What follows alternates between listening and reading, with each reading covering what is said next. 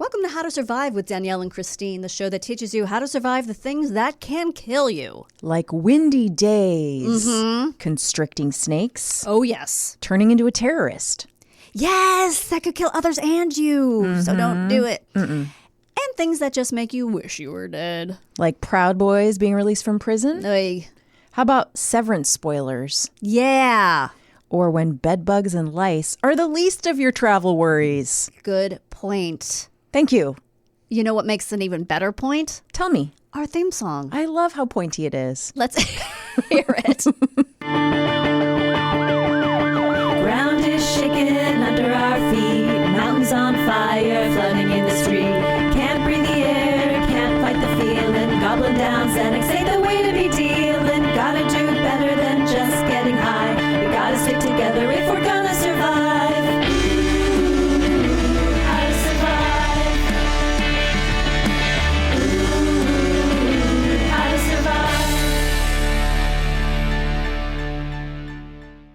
Hello. Welcome back. Welcome back into the studio. It feels like a long time, but it wasn't Well, the last show we did was last week. oh, no, that wasn't on. Oh, that's right. The last show was here in person. I think because I'm like in a time loop. what's happened since the beginning of the fires is that it is like 10 years have passed. Yes. Even though it's been 10 days, Something like that. Yeah. time has changed. We have a new president. Have you watched any of it? So, well, first of all, before we start, let's just, you want to make your announcement? Do you want me to make the announcement? Please. That the role of Garon today will be played by Matt Belknap. Hello. Garon Thank is you. still sick. Yeah. Poor Garon. Poor Garon, he's missed like 2 Never Not Funnies.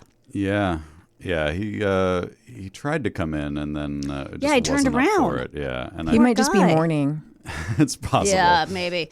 I did not watch the actual inauguration yesterday. I watched people filing in to the rotunda, which is where they had it because it was too chilly for his hair or something. Yes. I don't know. Well, I think he wanted to hold it in honor of the rioters where it all happened. Are you being funny? Because that's kind of funny. Do you think he really did that on purpose? I wouldn't be surprised. Yeah, I don't know. But and then did you see that all the people who had flown in? Do you what? Because then they also took out the jumbo screens outside. And has any explanation been given for that?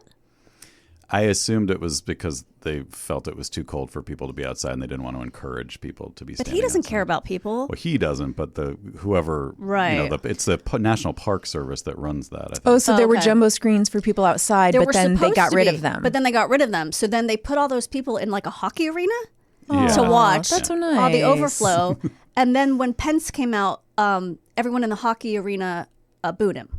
Wonderful. Yeah, because he should be hung. Yes. Because he did what he was supposed to do. Yes. So I just watched people filing in. I didn't even see him. I didn't even see That's the way it should be. Trump. I left wants to before see- that. yeah. Yeah. Yeah. Did you watch any of it? No. Here's how I took it in. I took it in via The Daily Show. Okay. Like right before bed because I noticed Sven had it on his phone and he was like, "Did you see what Elon Musk did?" And I was like, Oh, yeah. "Please don't bring him into our bed." Yeah. Like that is a surefire boner killer. Yeah. That's some And kinky shit right I there. know, right? It's like, what are you up to, Sven? And he goes, no, I just wanted to show you this thing that people are saying looks like a Hitler salute. And I was like, why don't we just watch? You know why it looks like that? Because it 'Cause it is. was. It is. It was And- weird though because it was at an angle. Like it was very weird the way he did it. Yeah. I don't know. Anyway, apparently he did it twice. He did do it twice. So we watched I was like, if we're going to watch any of it, I need to watch it via like some comedy yeah. engine. I can't just watch it because it's too much. So we watched Jon Stewart cover it. Which I still didn't laugh. Yeah. I think I was like, I'm still not enjoying any of this, but at least it sort of softened it a bit. And yeah, it's pretty awful Yeah. as expected. yeah. So Yeah. I don't know. I just read this morning that apparently many of his things he's going to sign into, what is it called? Executive order. Yeah. Aren't legal and are going to be tested and will be in the courts for years, hopefully. So that's good. Yeah. Like I mean, the birthright thing. Why?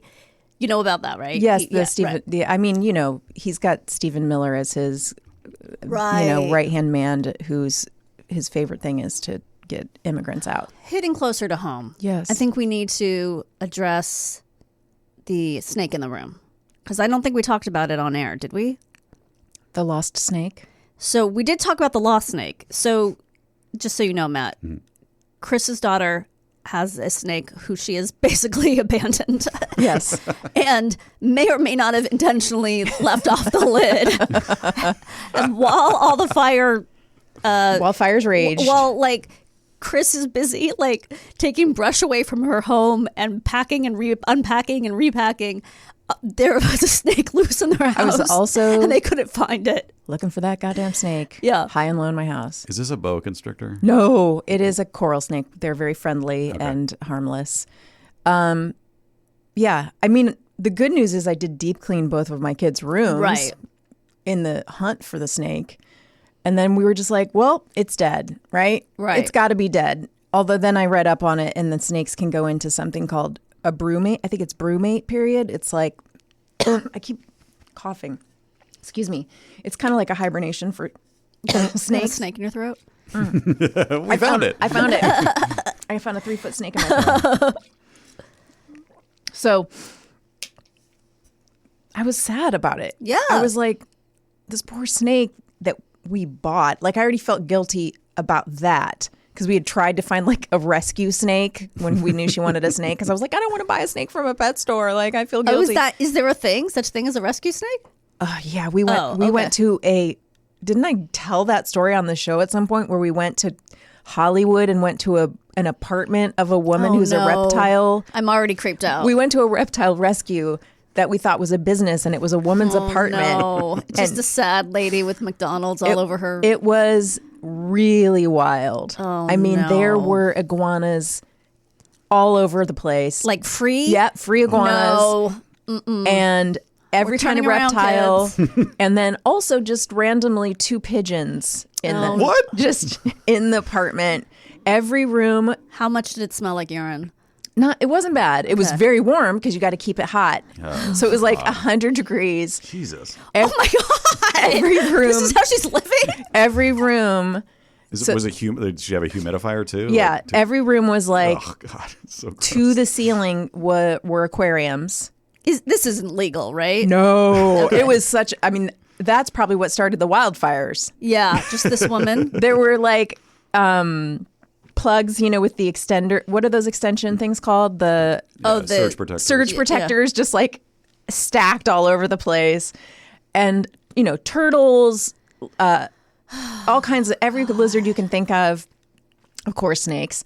And then just like she goes, let me show you, let's meet Harold. And then we open her room. There's like a little twin bed. I guess that's where she slept. And then Harold is this giant iguana just on her bed. No. And I mean, it was so wild. And she's just listening to like some podcast that was like just, I don't think it was Joe Rogan, but it was something like No. that. That she didn't turn off when you guys came in? Nope, it was just blasting. Oh, no.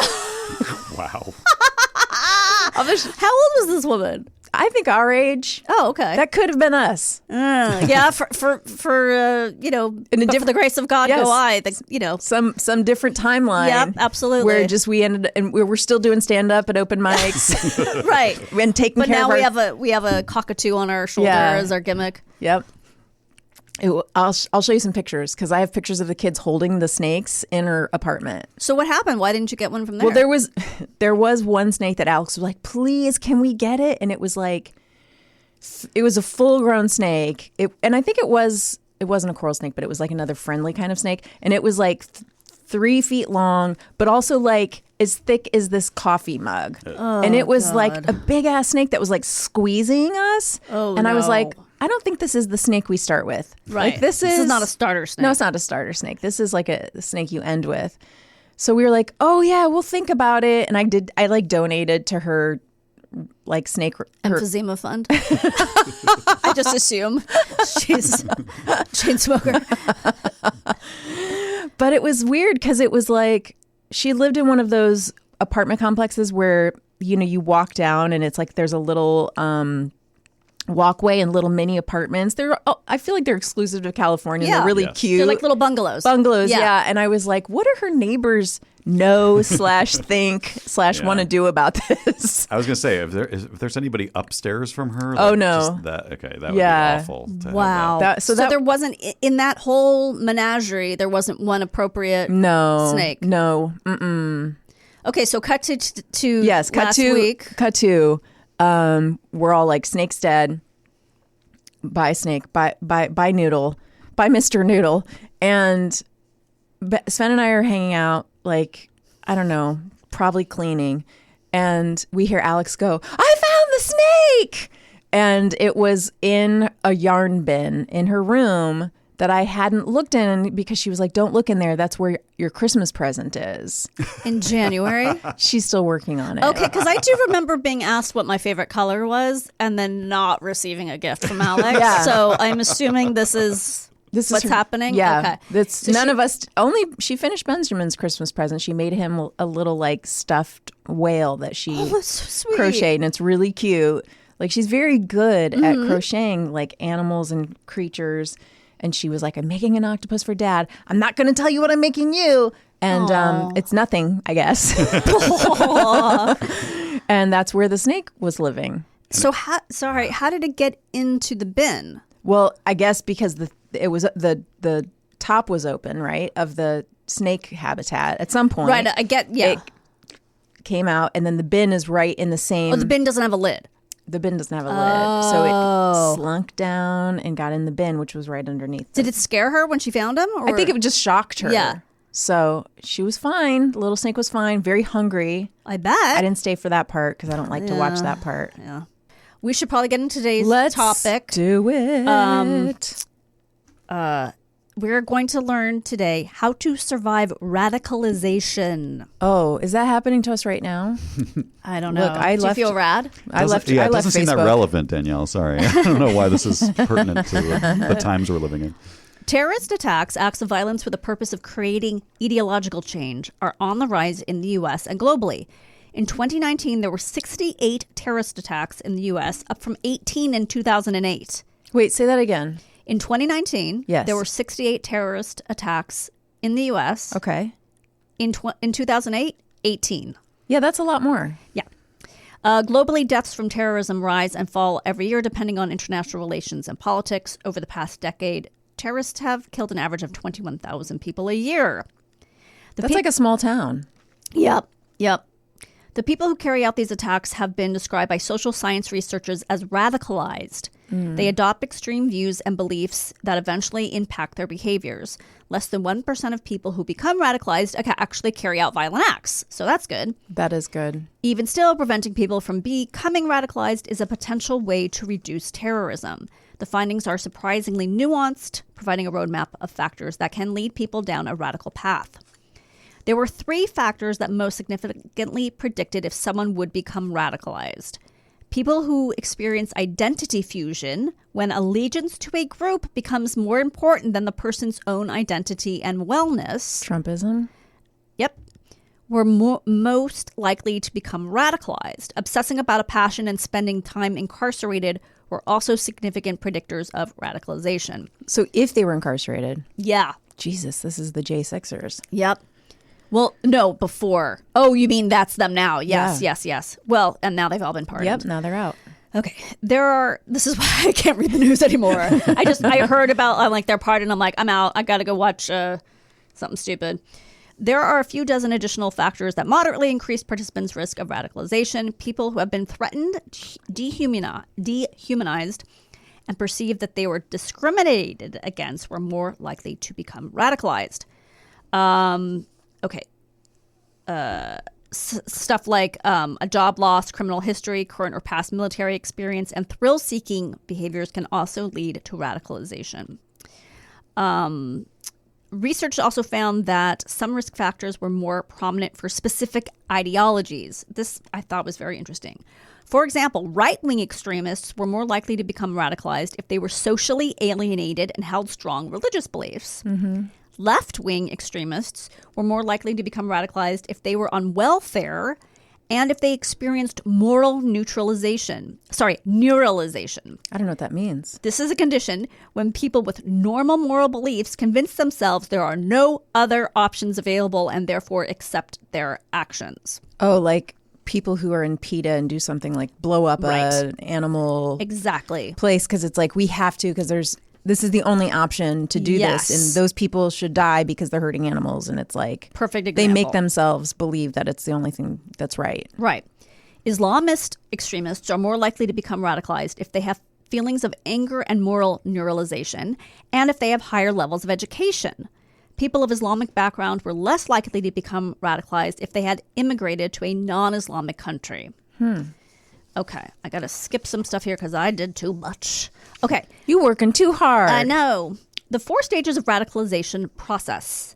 Okay, stage 1 is an individual's first exposure to radical ideology, often from terrorist group members. The internet, friends, and even family members can be involved at this stage. The person feels disenfranchised and disconnected from conventional America, especially the U.S. government. All I could think about when I was doing this was those, not a lot, but those few cases of Americans who became, were radicalized by the Taliban online. Yeah. Or ISIS. Sorry, not Taliban, ISIS. Yeah. What happened in their life? It's so fucking weird. Yeah. There's usually some type of trigger that provokes someone to enter this stage of the radicalization process. For instance, it could be the death of a family member, a job, or some other significant event that creates a sense of overwhelming loss. If that person does not have a support system, he or she will usually turn to other groups for solace. For instance, the individual may go online and communicate in chat rooms with like-minded people. Okay, stage 2 is when an individual begins to accept the idea of radical ideology after hearing it over and over for months. They start to see how the extreme ideology links to their own beliefs and current situation. The individual will identify as a victim and feel that violent action is a heroic response to the injustice. It is important to note that suicidal ideation can be a high-risk factor for extremists at this stage on the path to violence. Like the guy that blew himself up Yeah. at the Vegas. Trump Vegas. Tower. I mean, Yeah. it's and he's getting the same message over and over again when Right. they're because just like we do in social media when we go to our whether it's Instagram or Facebook or Twitter, they're also getting a same Right. loop. They're in their own bubble, but it's all sort of radicalized messaging. Yeah. Yeah, I read about him and now I've already forgotten what his deal was. What Well, did he was, I think, former military and had maybe That's right. been in Combat or something? PTSD situation and was pretty depressed. But I can imagine the kind of feedback loop he was getting was not Right. good. The third stage is when someone expressing extreme views moves away from the First Amendment's protection of free speech and has the intent to commit a crime. This stage is known as the acceptance of violence stage.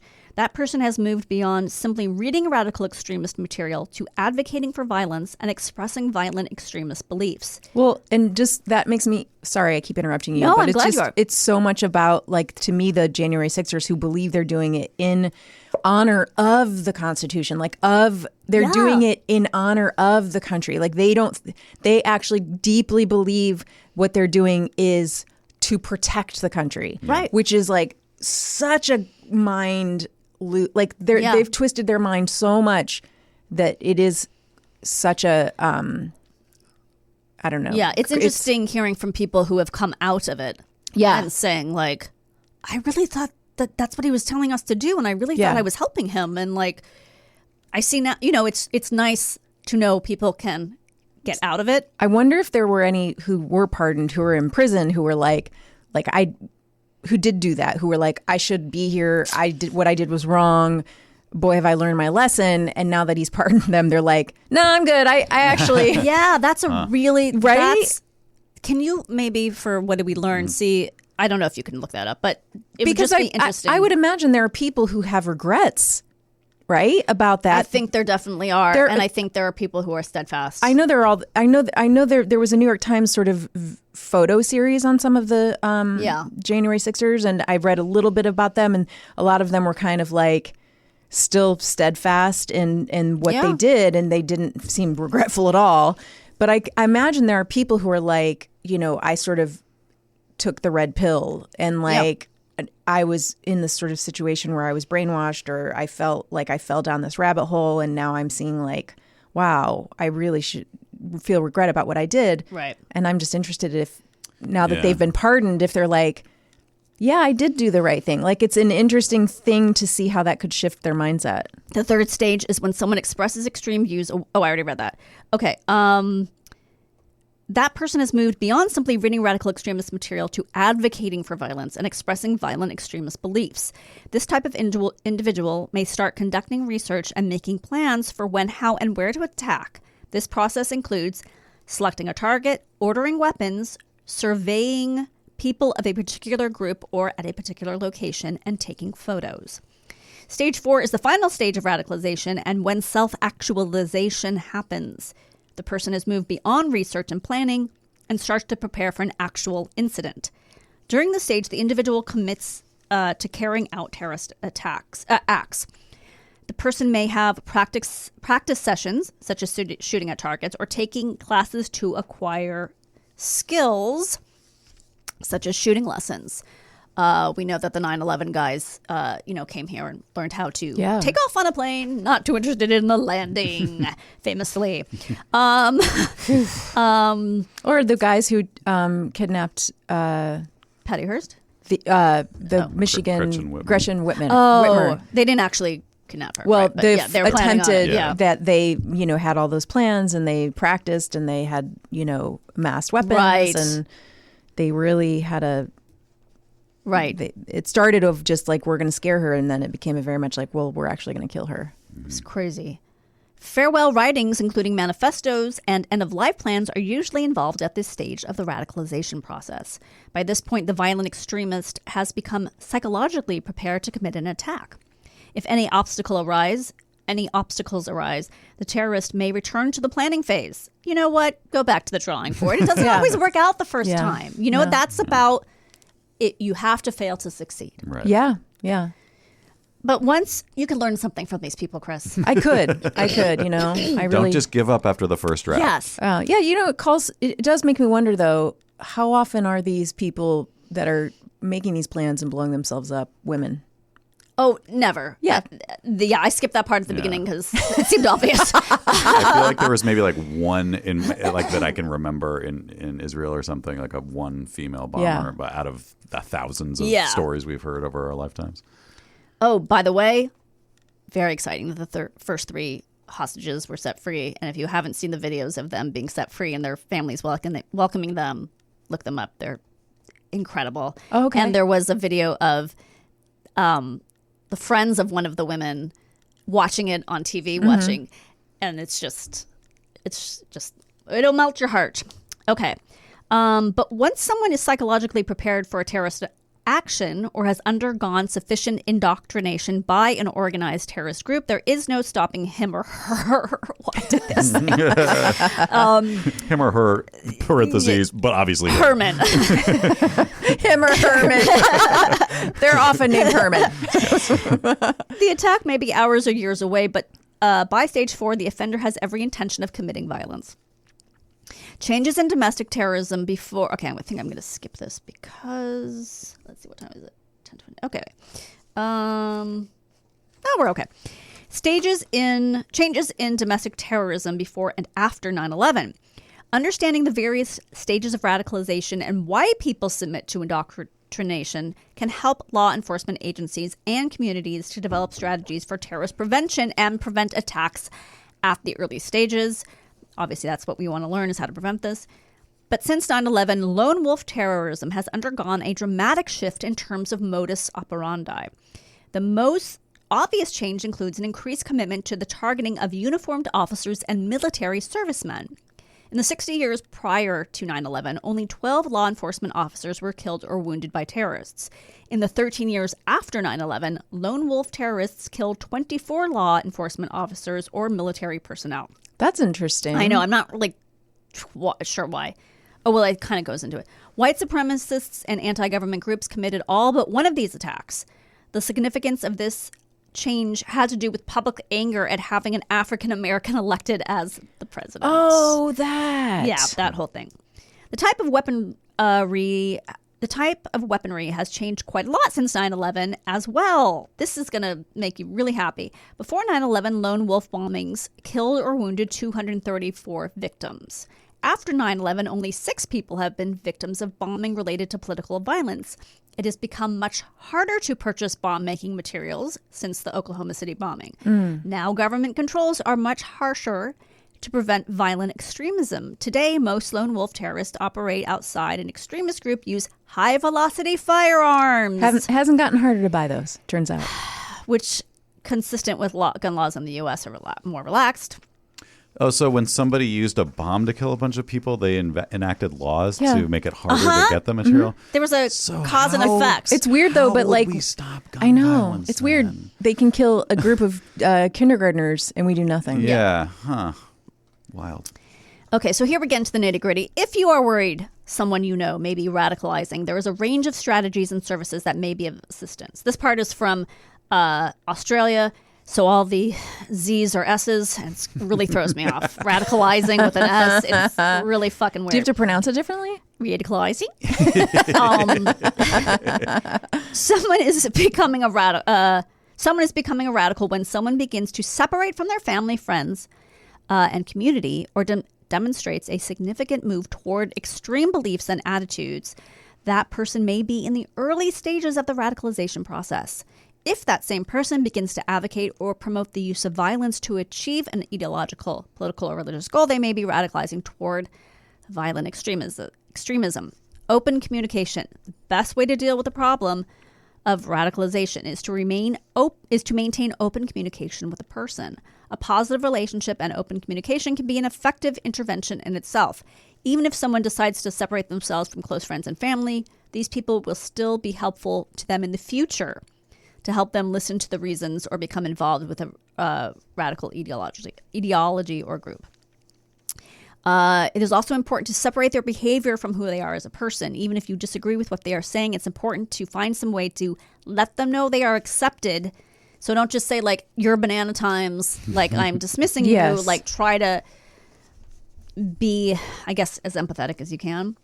If a person continues to promote the use of violence and other illegal activities to achieve an ideological, religious, or political goal, a stronger intervention may be required.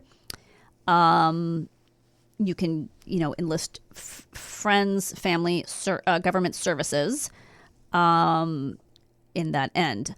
Ideological responses. Searching for meaning and belief is a part of human nature. However, if someone does not have a strong background in the traditions of their beliefs, their incomplete knowledge makes them vulnerable to negative ideas and radicalization. Proper guidance is important. If an individual is embracing aggressive and hostile attitudes based on ideological, including religious or political teachings, then an ideological response could help. Involve respected leaders to help provide guidance and give solid grounds to their particular religious, political, or ideological tradition. Like if you're, becoming a radicalized Islamist, maybe have them see an imam who is, down to earth and more, and say like, actually what the Quran teaches, or actually what the Bible says, or, I think that's what they're getting at. If your, say, uncle is getting beyond Trumpy and starting to maybe organize something violent in his 4chan group. Yeah. They're saying don't cut him out of your life. Well. But you're supposed to keep the dialogue open. It supposedly helps. And say, hey, uncle, why don't you go to church? Right. What if his church is super right-wing, though? Well, that's what I'm saying. Then you maybe take him to like a... Imam? I don't think that'll go over well. But I think you should really start reading the Quran. I think that's got some really good ideas that you might... Hey, Uncle Larry, have you thought about reading the Quran? In the event that someone indicates they are going to harm themselves or other people, this should be taken seriously and must be acted upon immediately. Okay, are you ready for a story? Yes. This was a much larger story in The Guardian about radicalization and sort of about more people. I just took the parts that are about this one guy, but I will link the story in the newsletter so you can read about all of it. Good. Because there was a 13-year-old who was the head of a radical group.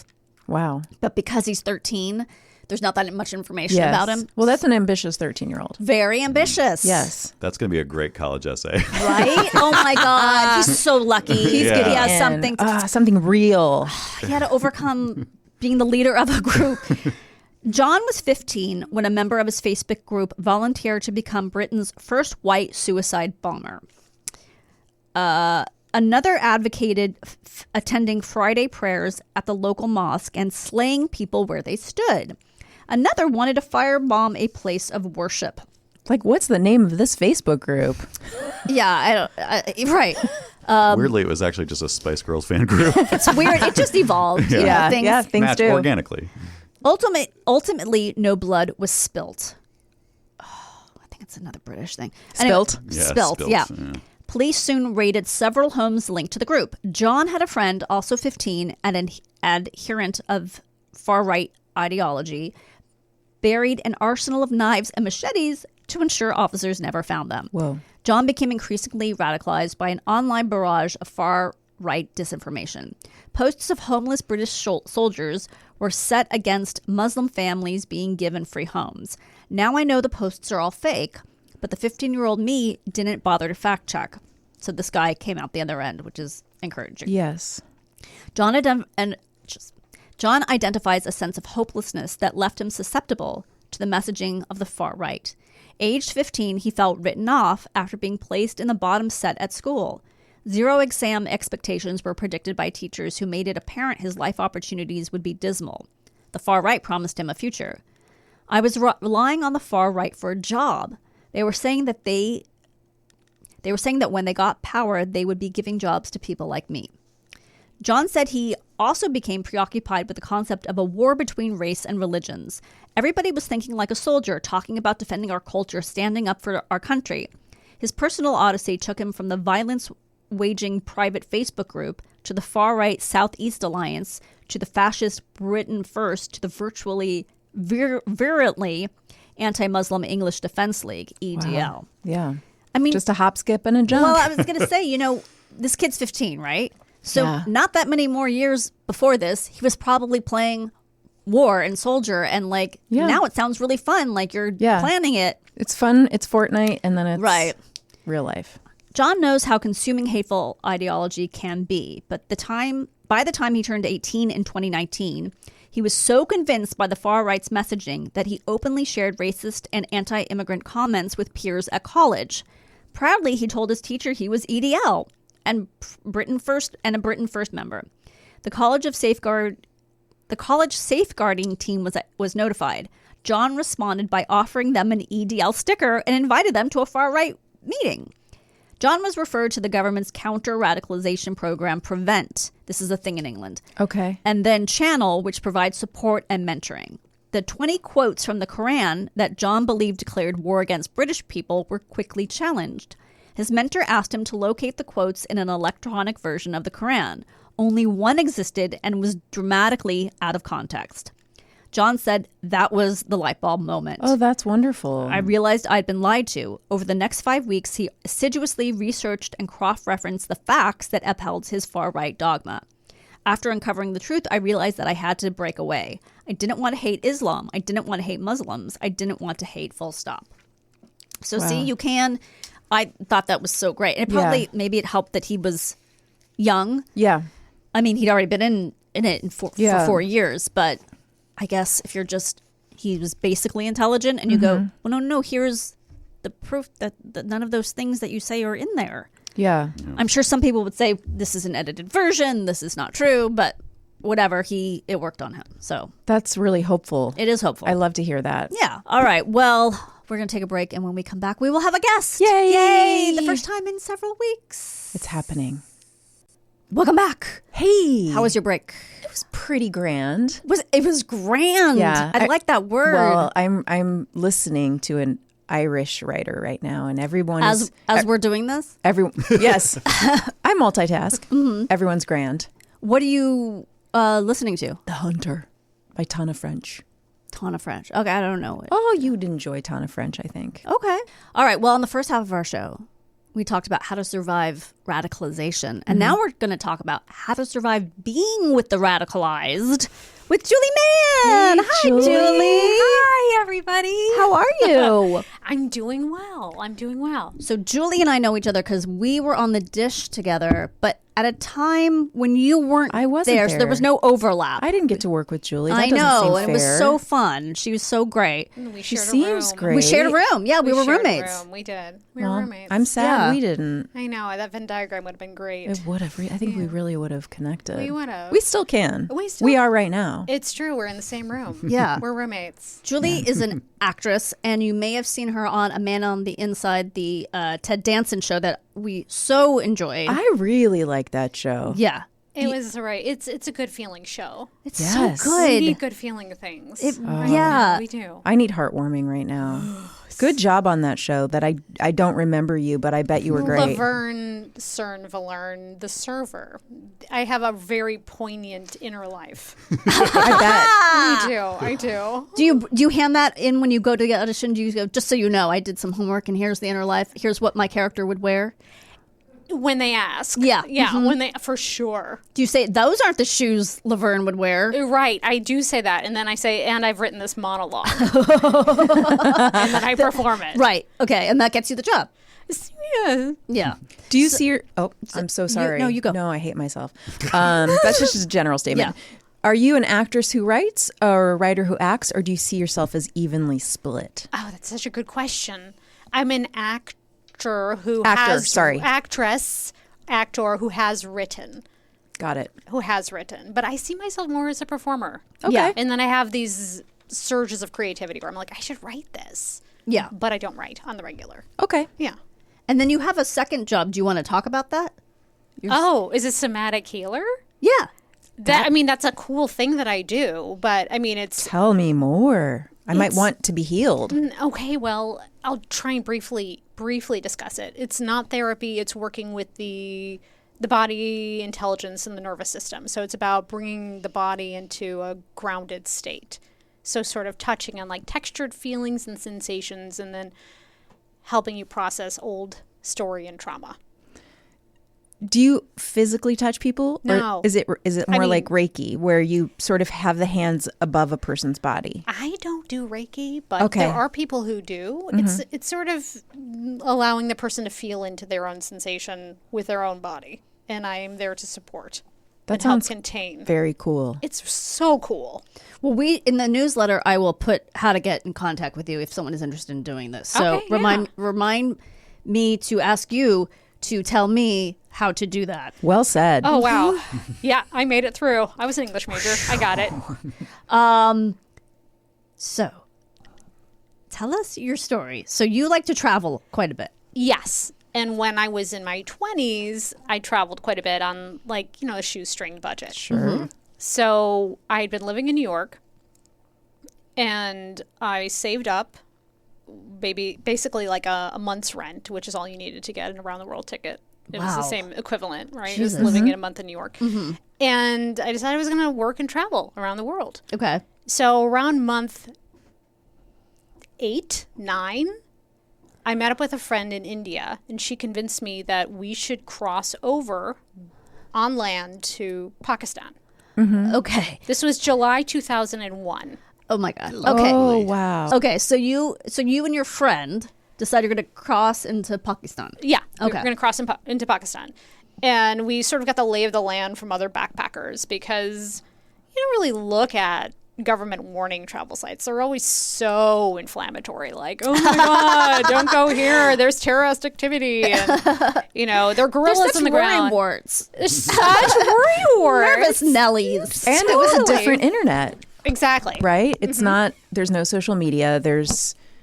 You have to actively look for things in a way on that internet. Exactly. It's not just popping up in a feed somewhere. Right. It's a little harder to find Right. the danger, it's maybe. not like hashtag terrorists afoot. Right. Yes. Right, exactly. It's so we stayed at this temple, the Sikh temple, where you could stay for 3 days for free, and we just talked to travelers coming through. It was on the border town, like, how is it? And people are like, oh my God, Pakistan's amazing. It's so beautiful. And the people are so warm and welcoming. Okay. And I was like, okay, that's enough for me. I'm totally fine with that. Right. Yes. And my friend had a Lonely Planet guidebook. Ah. And that was like the Bible, the travel Bible. Yes. Right.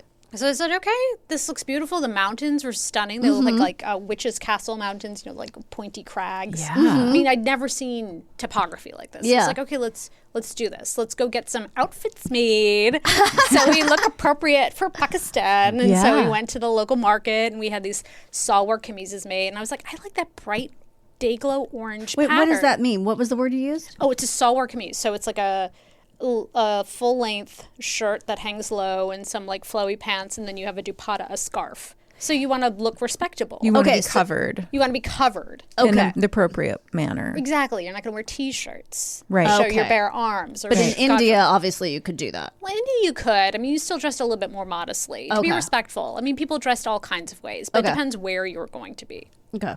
And so my friend, I should note, she's Taiwanese American. Okay. And we decided we were going to travel as she was going to say she was Chinese and I was going to say I was Canadian and Christian. I'm Jewish, so I was going to be like Right, a okay. Christian Canadian. So we had our like AKAs. I and love we had it. our outfits. Love it. My question, I get why you're not going to be American. Right. Right? Right. And why you're going to be Christian. Yes. Why is she going to be Chinese and not Taiwanese? Because Pakistan has this great relationship with China. Okay. And we crossed over and it was a completely different world. Okay. We got on a bus which was divided by a wall. The women were in front, the men were in the back. Whoa. Can I just ask one question? Please. When you had run into the backpackers previously, were they all men who said Yes. it was great? Oh, very good question, Kristine. Okay. Yes. Okay. Yes, they were. Okay. Got Yeah. it. Okay. Uh-huh. Okay. And that hadn't occurred to you at that moment, that they might have a different perspective. I don't think it did. I'm not saying it would for me as a No. 20-something-year-old. Right. You're not necessarily thinking, Right. how dangerous is this? And all the people telling us this is great are all men. I think we probably asked, how was it with women? Oh, it was fine. It was fine. It Mm-hmm. was probably men responding that it was It's fine. wonderful. It's wonderful. Yeah. It's fine for women. Everyone's so warm and so generous. Right. Okay. And we crossed with a guy from Chile and an American guy, some American guy who had been to Pakistan a few years before. And so we felt, again, a little bit safer because we were flanked by a couple of guys. And we decided, we picked out a hotel and we were going to meet there, but we had to sort of like knock on the wall between the bus to figure out when we were getting off. Oh, my God. Okay. That's a great first intro to, It was, we're not in Kansas anymore. There Yes. is a wall in the bus. Right. She's Okay. not in fake Canada. no, I was not in fake Canada. So we spent our first night in this hotel where I contracted bed bugs. And Oh, shit. that was our episode 2 weeks ago. Oh, really? Yes. Oh, Or a few weeks ago. Yeah. We just did that. it was kind of a leitmotif in my year. Yeah. Unfortunately, it's Oh. awful. And we were making our way up north because we had a plan. We were going to spend a couple days in Lahore, where we had crossed, and then a couple days in Islamabad, and then make our way up to the north where these like stunning mountains were. And are you still with the guys at this point? No, we ditched them because one of the guys outed me as Jewish. Oh, Like right then wow. and there. He was What? like, I'm trying to prove to you that these people are, and I was like, what are you doing? Oh, my God. And I was like, we don't need to be with this guy anymore. No. It's safer to be He's a- without this guy. Oh, my God. Yeah. I'm like, What an idiot. he's All such right. an idiot. We made our way up to Islamabad. I'm trying to prove to you. Show them your tits. Yeah, I'm show telling you, them. they're fine. They're not fine. gonna. Everything's gonna be fine. It looked just like Christian tents. See? Jesus. And then we got in a bus to go up further north, and my friend and I were sitting down, and this guy offers to help us recline our seats and then grabs our boobs simultaneously. Oh my God. It was like I know. It was like synchronized boob grabbing. It was awful. Wait a second. So, okay, I'm just a little confused because this is an Islamic country, right? It is. So, my perception was that Islamic countries, the women are supposed to be like you're hands off, like you don't touch women that you're Yes. not involved with or they're not married to. Women aren't allowed to go places, but so this is just what happens when you are Extremely repressed. Yes, Extremely Right. repressed. Okay. Exactly. So there is a lot of harassment. Well, more than harassment. And the understanding is that you hit people with your shoe. If you're a woman and you are touched by a groped by a man, you take your shoe off and you chase them and you hit them. Okay. And that's what my friend did. She screams, she runs off this bus going, "I'm Chinese. Why are you doing this to me?" Mm-hmm. And I was like, well, I guess I blew her cover because she's sitting next to a white lady, and when the going gets tough, she gets Chinese, and I'm like just a Western whore. Right. You know? Right. We still took that bus ride up to the north. So this bus did not have the wall in between it. No. Okay. Right. Exactly. Did not have a wall. And Now we know why they needed a wall. now we know why they needed just a to wall. protect you. Yes. Yeah, exactly. And we made our way up to the north, and it was beautiful. The north of Pakistan, where all these glaciers were, and people were much more open and Western. In fact, men and women shook hands. Oh. And we met a lot of very democratic people and educated people, and it felt like more European up there, and probably was because it was closer to, the stands. Right. And we got a little bit overconfident. Okay. And she points in her Lonely Planet book, and she's like, "I'm thinking we should go to Peshawar." Okay. And I was like, "What is that?" She's like, "Well, it's closer to Afghanistan, Oh boy. like near the Silk Road." And I was like, "Well, is it safe?" She's like, I think what we do is we just take a little bit more precaution." And I was like, "Okay." Leave your vagina at home. Yeah, leave your vagina at home, right? The boobs have already been desecrated, so we'll just put the vagina on a shelf somewhere, and we'll head that way. I was like, okay. Yeah. I mean, at this point, I guess I'm just not even considering that, because I think we'd gotten more comfortable. We're in a different area, and we pull into Peshawar, and it was stark. It just felt like a different world. And we got off of this bus, and we had the one guest house listed to go to find, and it was a dirt crumbling concrete shack. Oh my God. Absolutely disgusting. We saw 4 Western guys when we walked in, Okay. and we're like, "Oh, cool Western guys." Right. Yeah. But they hadn't seen women in a couple weeks, and it was Oh, before no. I realized that They'd already become They'd already been radicalized. they've been radicalized. It was also when I thought that white guys were safe people. Right. It was a different You were time. naive. I was naive. It was Right. a different time. But there were these 3 Australians and a British guy, and we checked in the one room that the backpacker stayed. There was this one light bulb, and it smelled so dank in there. There were these soiled cotton pads on top of Oh my God. beds. It was beds. It was cots, iron cots. It was prison. It was prison. And I've been traveling and been in bed bugs for a long time. And this was, without a doubt, the grossest guest house hostel I've ever seen. I've ever stayed in. So did you consider turning around and leaving the city? No, we were there. All right. We were there to have an experience. Okay. Yeah. And you're And I probably had- exhausted. You've been traveling. We've been on a bus for who knows how long. I don't remember. And I had my travel sheet, which really wasn't good for anything. But I like to pretend. I put Pretend it it over. Okay. It covered things. Right. And we talked to these guys for a while. They were so excited to be talking to women. They could see, because everyone in the city was in a burqa. Okay. We saw 0 women's faces. But in the mountain area you'd been in, you saw women's faces. We saw women's faces all the time. Gotcha. But yeah, we were talking to the guy, and the plan for the next day, because there was this dude. He was this motorcyclist in his 40s, and he was bragging because there were all these backpacker brags. He had ridden down from China on the Silk Road. Oh my God. And what he did that day, and he was telling these other guys about, was going to this lawless village run by, it was a territory. And you Tatooine. Is that the right one? Yeah. Okay, I got it. You nailed it. Thank you. well done. Once in a while. B-side. And you can go and you can rent guns and you can shoot them. And this was really appealing to the British people and the Australian people, because it's not like they can just buy guns like we can here. Oh, gotcha. And they're like, "Oh my God, we can go to pick out guns," and they're like, "Yeah, you just have to negotiate for a day permit. There's going to be a whole thing that you have to do." And I was like, okay, we'll do that. I said, "Do you guys want company?" Sure you did. Now my friend, who is the one who pushed us to go to Pakistan, pushed us to come to this crazy city, was like, what are you doing? Right. And I was like, we'd never be able to see this without being flanked by guys. We'd never this is something we should see. I mean, I'm not saying we go to the red light district. I'm saying, but we should. Right. She's like, this seems crazy. I was like, I know. Yeah. Let's do it. I spoke without thinking on purpose. Oh, okay. And so the instructions were very simple. The next day, you go to this bus station, you find this bus, and then the bus goes in a direction. And when you start to see signs of guns on the side of the road, you get off Okay. the bus. It's not even subtle.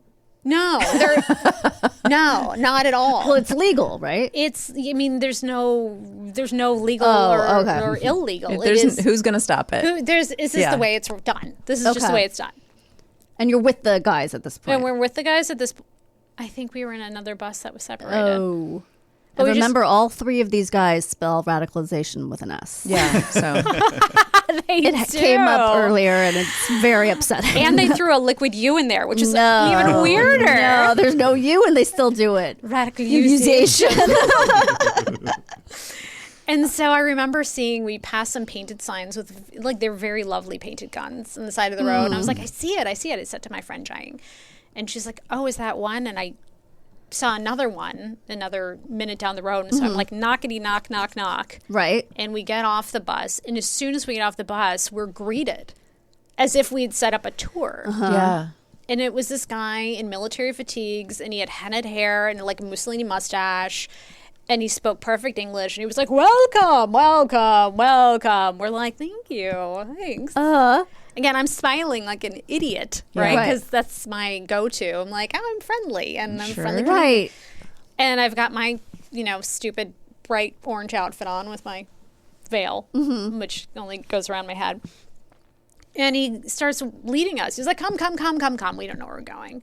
And we're winding our way through this dust pile of buildings. And all the buildings are like three-walled, like an unfinished set. Right. Right. Right? So they're like leveled. I mean, they have different floors, but there's like, it's missing a wall to enclose So you get it. the cameras in there. You can get the cameras in there, exactly. And we passed by a guy selling mangoes. We passed by a guy selling bullet casings in their little stands. And then we work our way around and we get to this building. And on the second floor of this open-walled building, we see a bunch of guys also wearing military fatigues, drinking tea. And everyone stops talking. They see us. Oh, God. And so he's like, oh, come this way. We're like, yes, okay, we come. And everyone scoots over, so there's room for us to sit at this very big table. And they start to, like, hand out tea. Are you with the guys at this point? Yeah, Or- that's Yes. my question. They're Yes. back. Okay. Oh, you are with the guys. Okay. Sorry. You I met knocked back on up. We Yeah. met back up. So it. we all got off the bus at the Okay. same time. Okay. Yeah. And we walk into this building and we sit down and they serve tea and everyone's like, oh, very nice, looking awkwardly because the only person who speaks English is this Mussolini guy. Right. Welcome. Where are you from? Canada. China. Okay. Oh, Chile. Or, this other guy was from Australia. Yes, everyone is from everywhere. And then silence again. And we all staring at each other. And then, then the guns start to come out. They're like small guns, medium guns, large guns. And we all pass them around. Oh, yeah, it's very nice. Oh, very nice my gun. God. This is a big Are they one. loaded? I didn't ask. Okay. All right. I'm assuming no. But we're just like touching them. And so... Okay. I've never held a gun. Have you ever held a gun? Sure. Oh, yeah. You're from. Okay. Yeah. You've ever. Okay. Yeah, all we're right, both yeah. from the sticks. they've You've held guns. encountered guns in the But sticks. I have held guns too. Before this? Yeah. Oh, okay. Yeah. Went to camp in Midwest. Camp? Yeah. At camp, you're holding a gun? Riflery. I did riflery. I was very proud to like be shooting bullseyes. Okay. What Yeah. state are you from? I'm from Chicago, but like I went to school. Yeah, I went to Okay. like camp up in Minnesota Oh, all right. and Wisconsin. I don't know. Okay. That was a thing. This is Jewish camp. No, it Oh, wasn't. okay. It was actually a Christian camp. gonna say, went to a doesn't Christian sound camp. like- No, I know. They don't do that. No. Yeah. So we've all touched the guns. Okay. And then they're like, oh, wait, you have a permit, right? Oh, no. We knew this was going to happen. Right? We're like, oh, no, we don't have a permit. We don't have a permit. Now, I remember what this biker had said he'd paid for his permit. So I had this price going on in my head. Okay. Right?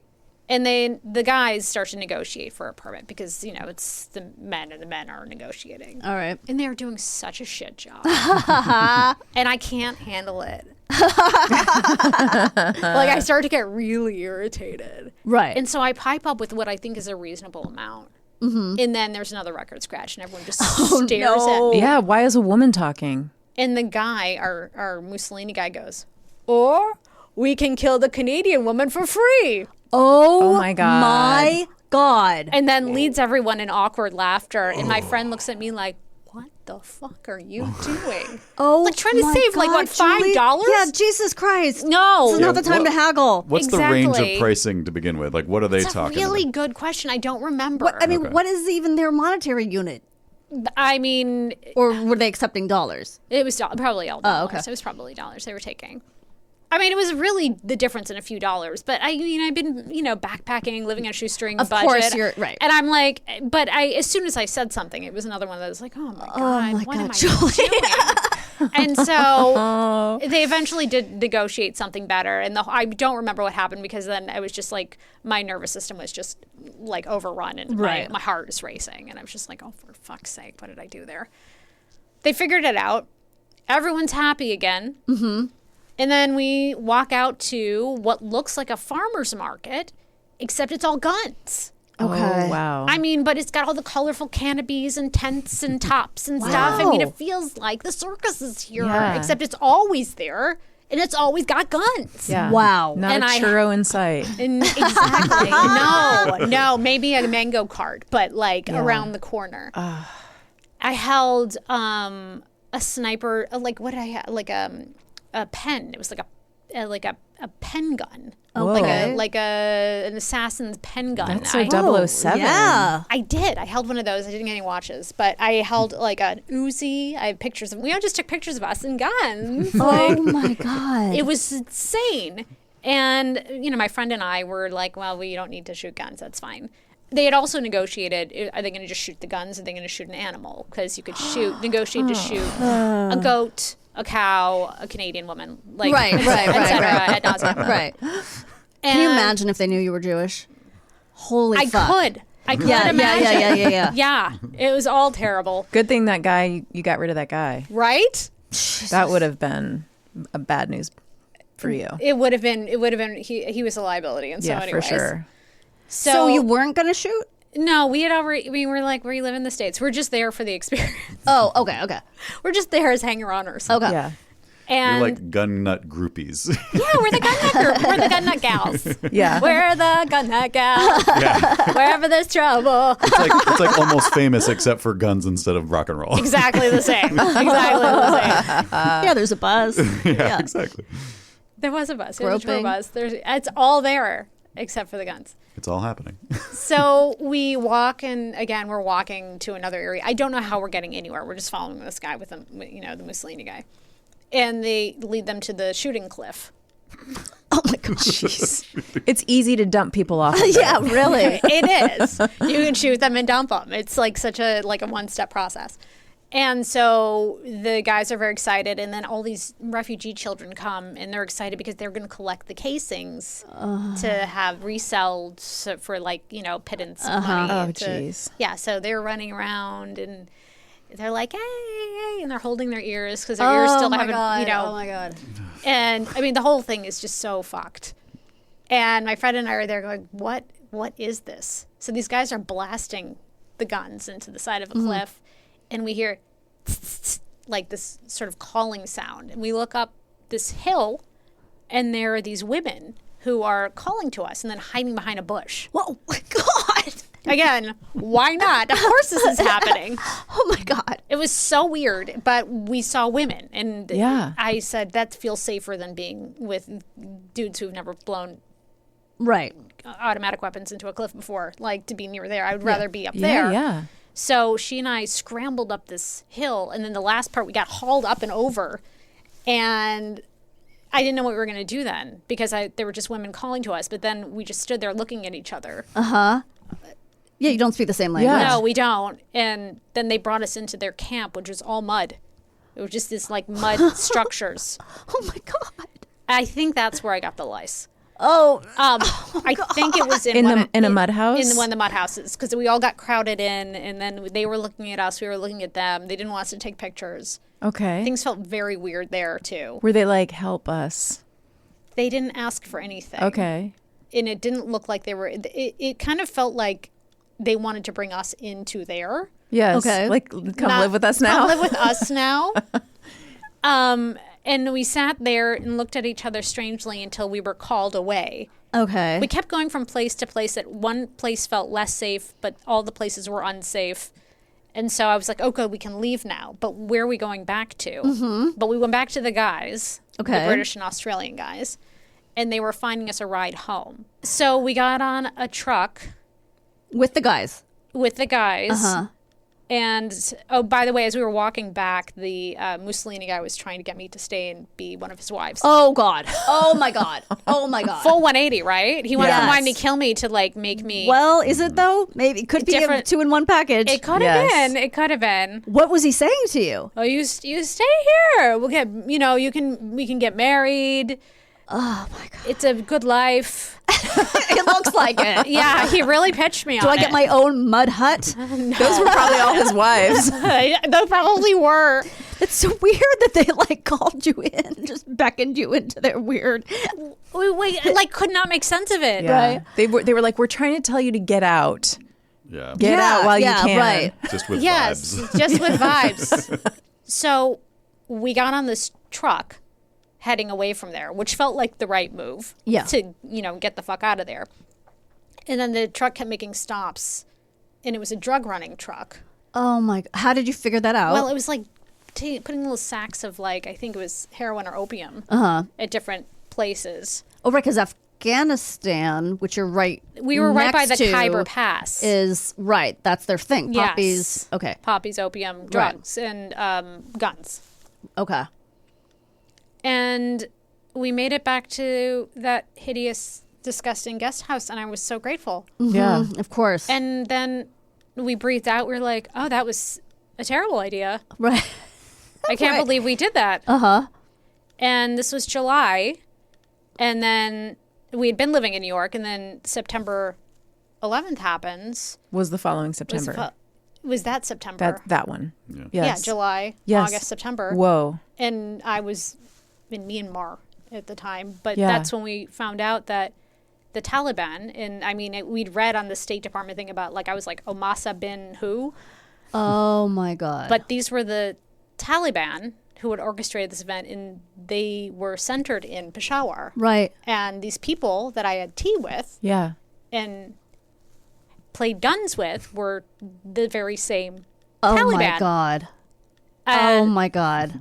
That's fucking crazy. It was insane. It's good you didn't stay and be his wife because you'd probably be in Big trouble. yeah, you'd still be in a prison right now. Probably. Yeah. I mean, We'd be trying to get you out of Guantanamo. We'd be zooming this. Yeah. You'd be in Guantanamo. it was so crazy. And I felt like, I definitely felt disassociated when I was there. Yeah. There's that floating feeling of this could be the end. Jesus. This could be my end. So you were consciously scared while you were there. It wasn't Yes. just surreal. You were scared. It was, I think it was too surreal for me to feel scared. Okay. So I was definitely disassociated. Right. Right. Okay. But then it hit us. I think it hit us later. And then, of course, when we discovered what we had Jesus. got it involved in, it was really. And then you went to Myanmar? You just look for every place that's I have a lot of these. an explosion. Yeah, I have a number of these poor choices, travel stories. That's amazing. Yeah. That was fascinating. God, that is a crazy story. Thank you so much Thank you for coming listening. on. Yeah, that's wild. That's Yeah. wild. I was not radicalized though. No. Some other people were, Yeah, but not you. but Not yet. No, yeah, Hey. TBD, Could happen this year. right? Amazing. All right. Well, thank you, Julie. Thank you. And we Thank will you, be Kristine. right back Thank you, with Danielle. what did we learn today? A lot. So much.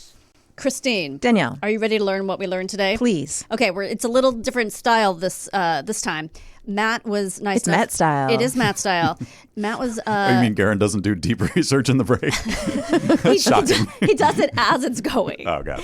So we were talking about the people who were sentenced, the January 6th people who were sentenced, and what they said about being sentenced and what they said about the whole situation.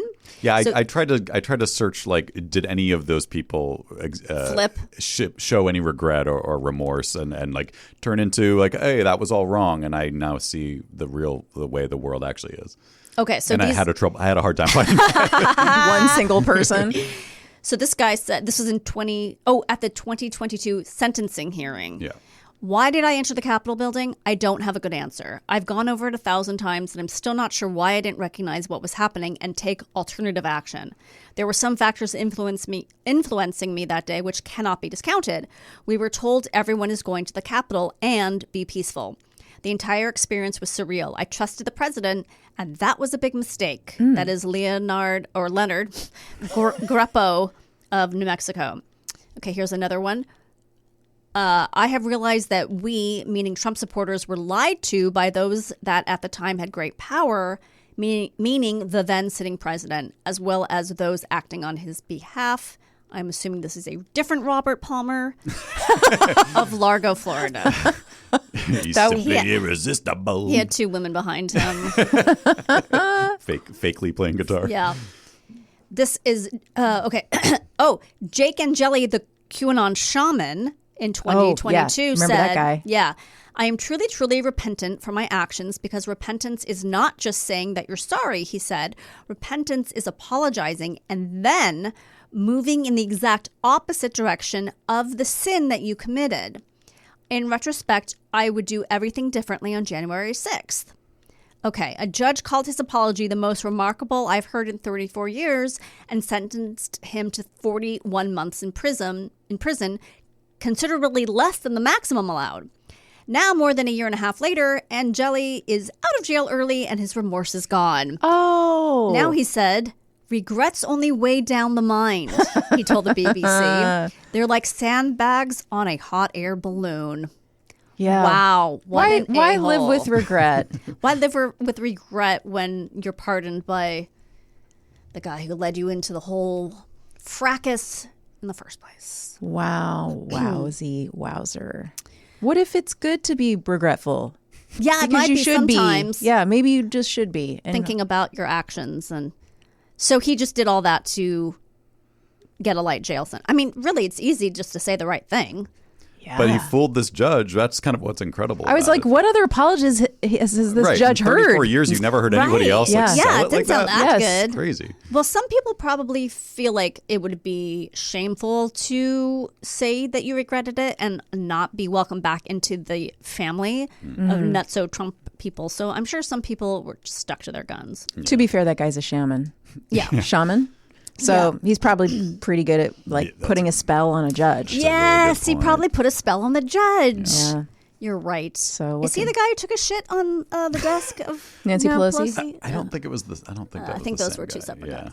Anyway, that was fun. Yes. I had fun. I had so much fun. I hope you guys had fun. Thank you, Matt, for filling in. Matt, you're great. You know what? Garen's fired. Oh. Garen's fired. Wait, so hold fired. on. You like doing stuff for free, right? Yeah, you can just come in every We're week. not going to pay you. Sounds good.